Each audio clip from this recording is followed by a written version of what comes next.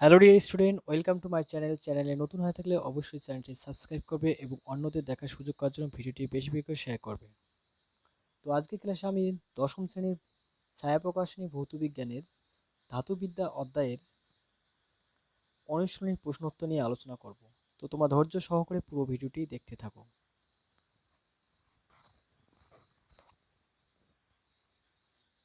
তো আজকের প্রথম প্রশ্ন হলো,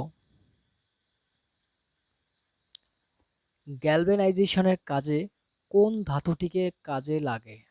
গ্যালভেনাইজেশন পদ্ধতিতে কোন ধাতুটিকে কাজে লাগে? এই সঠিক উত্তর হচ্ছে জিঙ্ক। জিঙ্ককে কাজে লাগে। তো নেক্সট কোশ্চেন, নিচের কোনটি আয়রনের সংকর ধাতু? আয়রন অর্থাৎ লোহার সংকর ধাতু। সঠিক উত্তর হচ্ছে ইনভার। থার্মিট পদ্ধতিতে যে ধাতু নিষ্কাশন করা হয় তা হলো, থার্মিট পদ্ধতিতে নিষ্কাশন করা হয় অ্যালুমিনিয়াম। আর বিজারক হিসেবে ব্যবহার করা হয়, থার্মিট পদ্ধতিতে ধাতু নিষ্কাশন করা হয় তা হলো লোহা, আর বিজারক হিসেবে ব্যবহার করা হয় অ্যালুমিনিয়াম। অতি সক্রিয় ধাতু হলো, এই নিচে চারটি অপশনের মধ্যে কোনটি অতি সক্রিয় ধাতু? এই সঠিক উত্তর হচ্ছে পটাশিয়াম।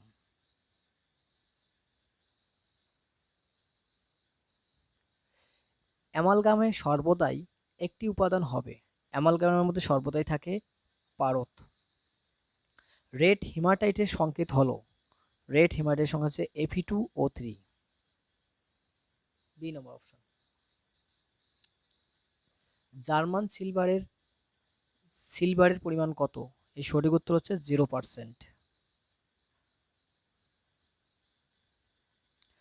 সক্রিয়তা সারিতে সবচেয়ে উপরে যে ধাতুটি থাকে তা উল্লেখ করো। সবচেয়ে উপরে থাকে পটাশিয়াম অর্থাৎ কে। থার্মিট পদ্ধতিতে ব্যবহৃত বিজারক দ্রব্যটি কি? একটু আগে যেটা বললাম অ্যালুমিনিয়াম, সেটাই হচ্ছে থার্মিট পদ্ধতি বিজারক। ব্রোঞ্জের একটি ব্যবহার লেখো। ব্রোঞ্জের একটি ব্যবহার লিখতে বলছে, মূর্তি তৈরি করতে ব্যবহার করা হয়, তাছাড়া মেডেল, অলংকার, বিভিন্ন মুদ্রা প্রস্তুত করতে ব্যবহার করা হয়। ম্যাগনেসিয়ামের উপাদানগুলি কি কি? এর উত্তর হচ্ছে অ্যালুমিনিয়াম এবং ম্যাগনেসিয়াম।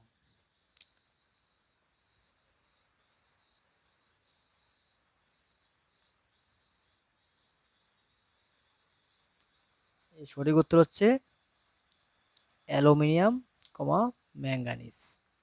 সক্রিয়তার নিম্নক্রমে সাজাও।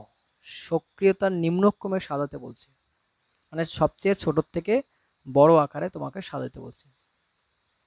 তো 6 নম্বর কোশ্চেনটা অ্যান্সারটা দেখে নাও। সবচেয়ে সক্রিয়তা কম হচ্ছে কপারের, তাহলে Cu লেস দেন। তারপরে হবে Sn মানে টিন লেস দেন। তারপরে হবে লোহা Fe লেস দেন। তারপরে হবে অ্যালুমিনিয়াম, আর সবচেয়ে বেশি হবে ক্যালসিয়াম। মরিচা পড়া কাকে বলে? মরিচা পড়া কাকে বলে তোমরা নোট করে নাও।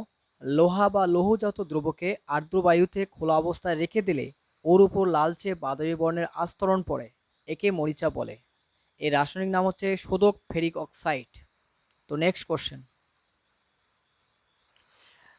স্তম্ভ মিলাও, অর্থাৎ বাম স্তম্ভ ডান স্তম্ভ মিলাতে বলছে। কপারের সঙ্গে হবে বি নম্বর অপশান ম্যালাকাইট। লোহার সঙ্গে হবে রেড হিমাটাইট, ডি নম্বর অপশান। জিঙ্কের সঙ্গে হবে ক্যালামাইন, এ নম্বর অপশান। অ্যালুমিনিয়ামের সঙ্গে হবে বক্সাইট।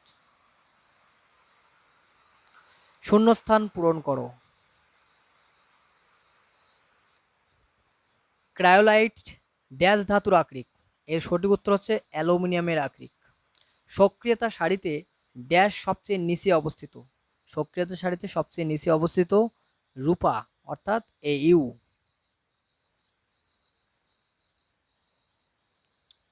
Au বা রূপা।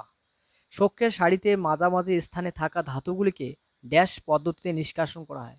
এই সঠিক উত্তর হচ্ছে থার্মিট পদ্ধতি।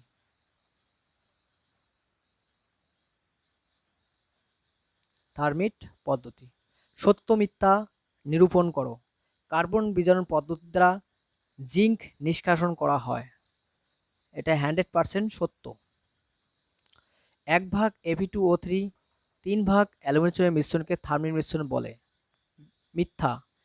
এখানে হবে 3 ভাগ Fe2O3 1 ভাগ অ্যালুমিনিয়ামের মিশ্রণকে থার্মিক মিশ্রণ বলে, তাহলে এটা হচ্ছে মিথ্যা। ধাতু সমূহের রাসায়নিক সক্রিয়তা বৃদ্ধির ক্রম হলো copper less than Fe less than sodium. সত্য। আয়রন পাইরাইটিস খনিজ হলেও আকরিক নয়। সত্য।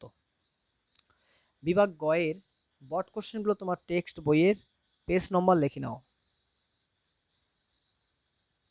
খনিজ ও আকরিকের পার্থক্য উল্লেখ করো।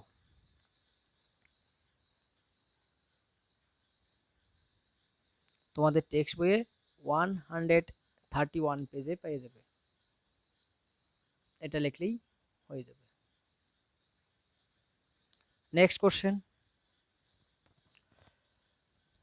হচ্ছে অ্যালুমিনিয়াম পাত্রে খাবার, আচার, চাটনি ইত্যাদি রাখা উচিত নয় কেন? অ্যান্সারটা দেখে নাও।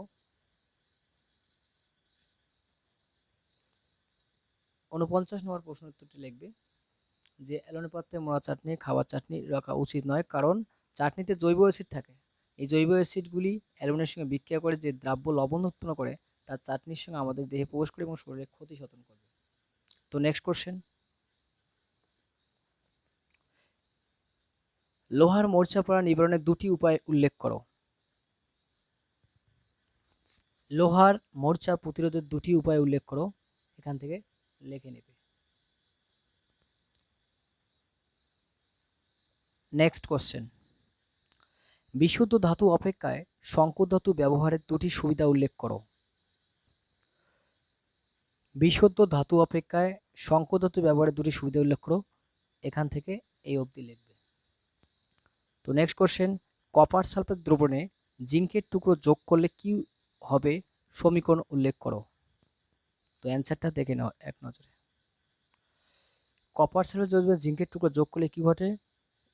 দেখো, কপার সালফেট নীল বর্ণের জলীয় দ্রবণে একটি জিঙ্কের টুকরো যোগ করলে কপার সালফেট দ্রবণ থেকে লাল রঙের ধাতব কপারে প্রতিস্থাপিত করে এবং নিজে সালফেট জিঙ্ক সালফেটে জারিত করে। সমীকরণটা লিখবে copper sulphate plus zinc, copper অধক্ষিপ্ত হবে এবং জিঙ্ক সালফেট উৎপন্ন হবে, এই অবধি লিখতে হবে।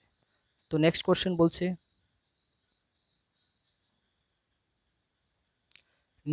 বলছে, গ্যালভানাইজেশন কি? এই পদ্ধতি ব্যবহার করে কিভাবে লোহার মরিচা পড়া নিবারণ করা যায়?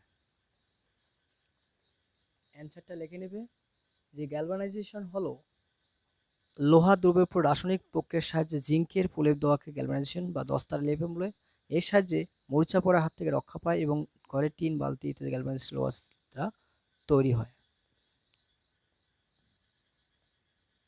তো এই ছিল আমাদের আজকের প্রশ্নোত্তর। সমস্ত অনুশীলনী প্রশ্নোত্তর করে দেওয়া হলো। তোমার সমস্তগুলো প্রশ্নোত্তরগুলো খাতায় তুলে নিয়ে মুখস্থ করবে। আশা করি ভিডিওটি ভালো লেগেছে। ভিডিওটি ভালো লেগেছে অবশ্যই লাইক করবে এবং অন্যদের মাঝে বেশি বেশি করে শেয়ার করবে।